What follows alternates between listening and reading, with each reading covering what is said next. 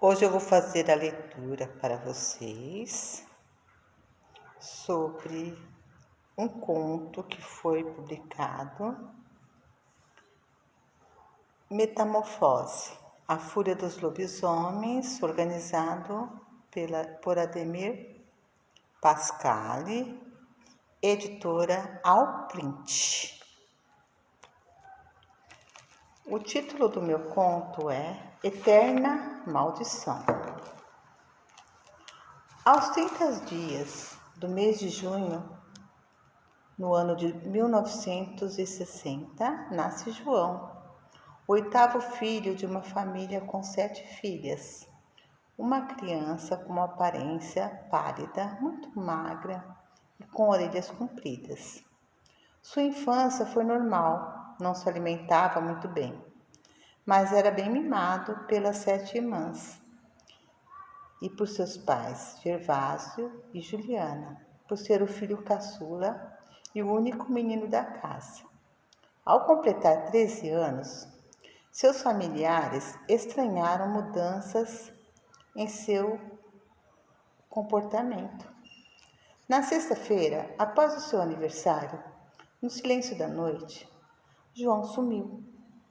Seus familiares ficaram preocupados e começaram a vasculhar toda a área rural. Uivos de lobo foram ouvidos. Assustados, voltaram para casa. Trancaram as portas e decidiram esperar amanhecer para sair à procura do menino. No dia seguinte, João reaparece sem saber explicar por onde andou. E todas as noites, nas terças e sextas, o menino desaparecia. As pessoas começaram a notar que nesses mesmos dias apareciam animais com grandes ferimentos ou mesmo mortos. As luzes eram desligadas, ouviam-se uivos aterrorizantes.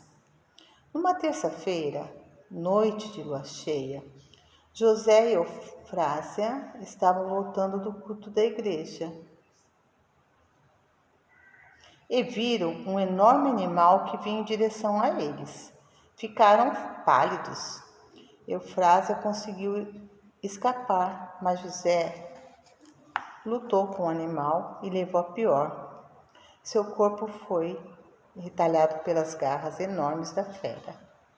Na manhã seguinte, o delegado apareceu. Membros da perícia e a polícia técnica constataram que poderia ser um lobo causador de tamanho estrago.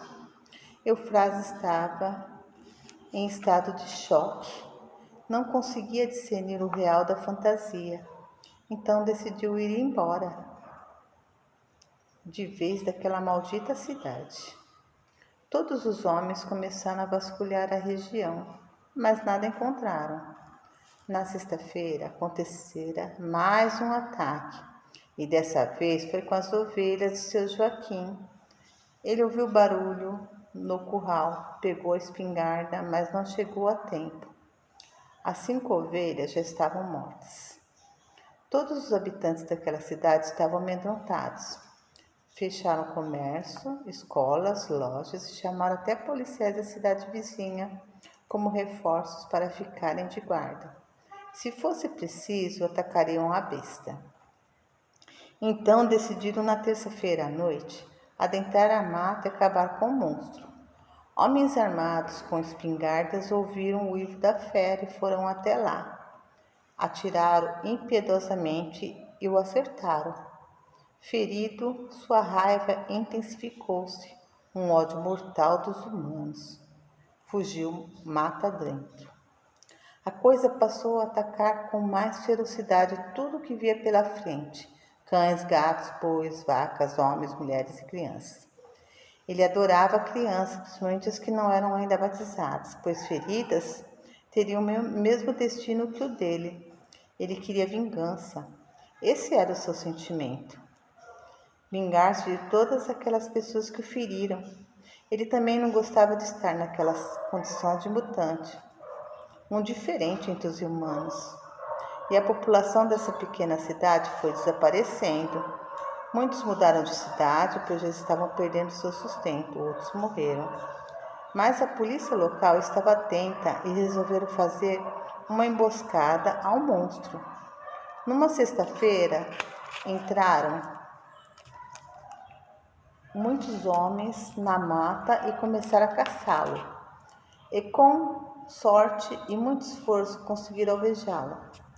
Perceberam que esse talvez fosse o final da besta, mas deixaram para recolher o corpo no dia seguinte, pois a escuridão da noite os deixava incertos. Estaria ele vivo ou morto? Então decidiram se voltar para a delegacia. Na manhã seguinte, os policiais voltaram procurando o monstro que tinham abatido e conseguiram ainda observar a lenta metamorfose.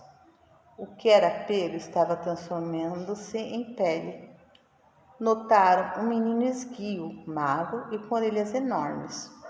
Uma mulher que passava pelo local indagou: é João, o 8º filho de Gervásio e Juliana. Os policiais ficaram tristes, pois conheciam o menino e sua família. Mas desde esse dia, a paz reinou naquela cidade. Não houve mais vítimas. João era um lobisomem. Alguém disse tardiamente que não era necessário abatê-lo. Seria preciso apenas que batessem bem forte sua cabeça, que a maldição não teria mais razão de ser. Mas se esqueceram das crianças que lhe atacou. Com o passar do tempo, novos e ferozes ataques aconteceriam. A cidade ainda teria paz, por enquanto.